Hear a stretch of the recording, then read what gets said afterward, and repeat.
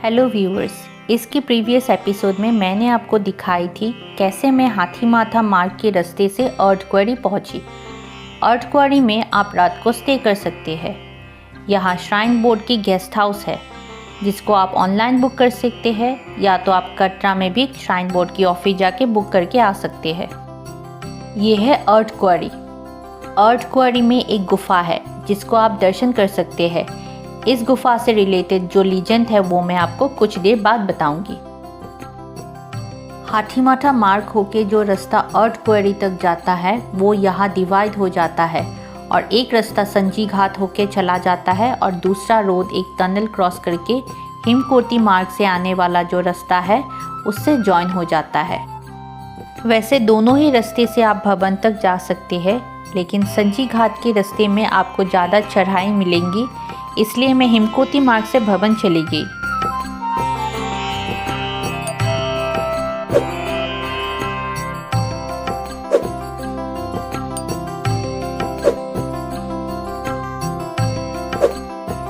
ये देखिए battery vehicle जो हिमकोटी मार्ग से भवन तक चलती है और जिसके बारे में मैंने आपको मेरी प्रीवियस एपिसोड में बताई थी। चलिए अब मैं आप लोगों को बताती हूँ द लीजेंडरी स्टोरी ऑफ माँ वैष्णो देवी। माँ वैष्णो देवी की स्टोरी ये है कि एक बार माँ काली, माँ लक्ष्मी और माँ सरस्वती ने माँ वैष्णो देवी को क्रिएट किया और पृथ्वी में जाके भगवान के भक्त रतनकर के घर में जन्म लेने के लिए बोला और राइटियसनेस अपहोल्ड करने के लिए बोला। तो माता वैष्णो देवी ने रतनकर के घर में जन्म ली और उनका नाम वैष्णवी रखा गया। कुछ दिन बाद वैष्णवी ने त्रिकुटा हिल में जाके एक आश्रम की स्थापना की और लोगों को कैसे धर्म में रहना चाहिए वो सिखाने लगी। एक बार एक तांत्रिक भैरवनाथ की नज़र वैष्णवी के ऊपर पड़ी और वो वैष्णवी की तरफ अट्रैक्ट होने लगे और वैष्णवी के पीछे पड़ गया। भैरवनाथ ने वैष्णवी की तपस्या में डिस्टर्ब करने लगे तो वैष्णवी पहले बाणगंगा की तरफ भाग गई और उसके बाद माता का जो चरण पादुका है जो कि मैंने आपको मेरी प्रीवियस एपिसोड में दिखाई थी वहाँ तक भागनी पड़ी।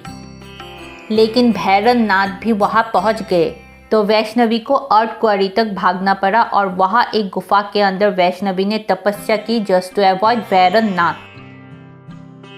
लेकिन जब भैरवनाथ वहाँ भी पहुँच गए तो वैष्णवी को अब जहाँ वैष्णो देवी का श्राइन है वहाँ तक भागना पड़ा। वहाँ जाके वैष्णवी ने माँ वैष्णो देवी बन के भैरवनाथ से युद्ध की और उनका सर बॉडी से कट करके अलग कर दिया और भैरवनाथ का सर जाके हिल टॉप में गिरी। तब भैरवनाथ को रियलाइज हुआ कि वैष्णवी एक साधारण कन्या नहीं है but she is the goddess herself. इसलिए भैरवनाथ ने क्षमा मांगी और माँ वैष्णो देवी ने उन्हें माफ़ कर दिया और आशीर्वाद दी कि आज से माँ के भक्त जब मंदिर दर्शन करने के लिए आएंगे तो भैरवनाथ का मंदिर का भी दर्शन करेंगे, तभी जाके ये यात्रा कंप्लीट होगी। जहाँ भैरवनाथ का सर गिरा था वहाँ उनका मंदिर है, जहाँ आज भी माता वैष्णो देवी की मंदिर दर्शन करने के बाद लोग जाते हैं भैरवनाथ की मंदिर दर्शन करने के लिए।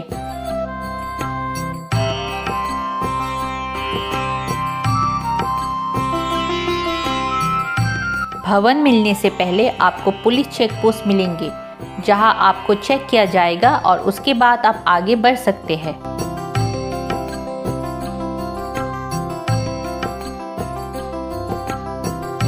ये हम माता वैष्णो देवी की मंदिर पहुंच गए हैं।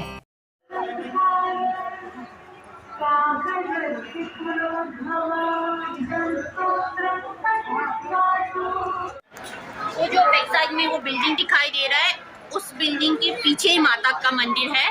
ये सब लोग लाइन में जा रहे हैं, बहुत बड़ी लाइन है और उस तरफ से लोग निकल भी रहे हैं।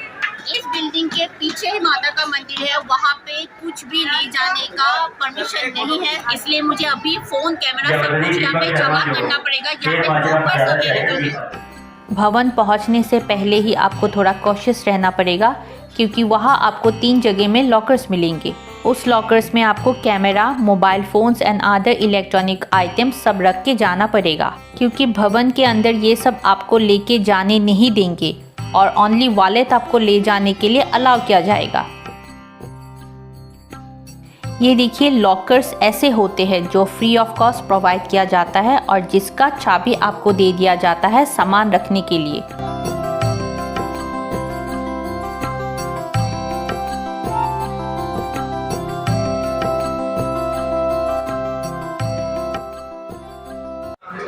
मैंने दर्शन कर लिया, अभी आरती होके उठी है। बहुत अच्छा लगा। अंदर तो कुछ ले जाने के लिए देना नहीं है, लॉकर है, वहाँ पे सब कुछ रख के जाना पड़ेगा। बस माता का दर्शन हो गया, अच्छा लग रहा है, मन को शांति मिल गई, आत्मा मतलब प्रसन्न हो गया है एंड मैं धन्य हो गई। जय माता दी। आने के समय में मुझे 5.5 घंटा लगा लगभग, वॉक करके आई थी, अभी फिर से वॉक करके कितना समय लगता है।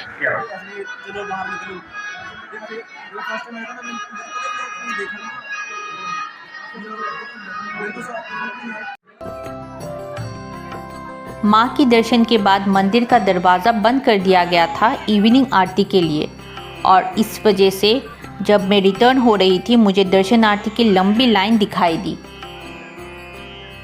मां की आरती रोज़ सुबह और शाम को करीब 5:30-6 बजे से लेकर 8 साढ़े 8 तक चलती है, और उस टाइम में दर्शन बंद रहता है। इसलिए आप अगर मंदिर दर्शन करने के लिए जाते हैं तो ये टाइम अवॉइड कर सकते हैं।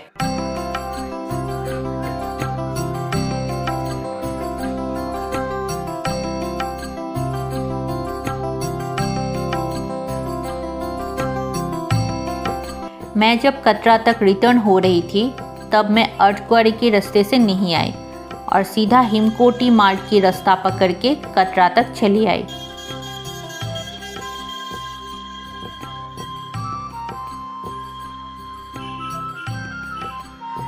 ये रात की कटरा टाउन की ऊपर से नज़ारा देखिए।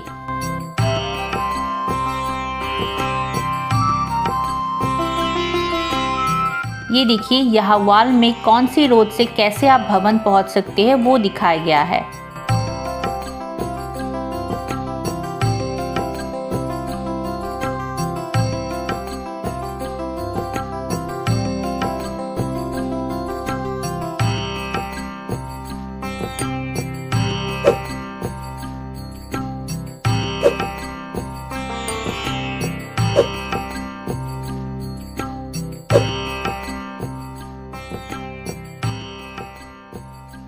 हाय फ्रेंड्स, अभी मैं थोड़ी देर पहले माता के मंदिर से आई हूँ। माता का दर्शन करके सुबह 10:30 को ही गई थी। रात की 11:40 को मैंने होटल में एंट्री की।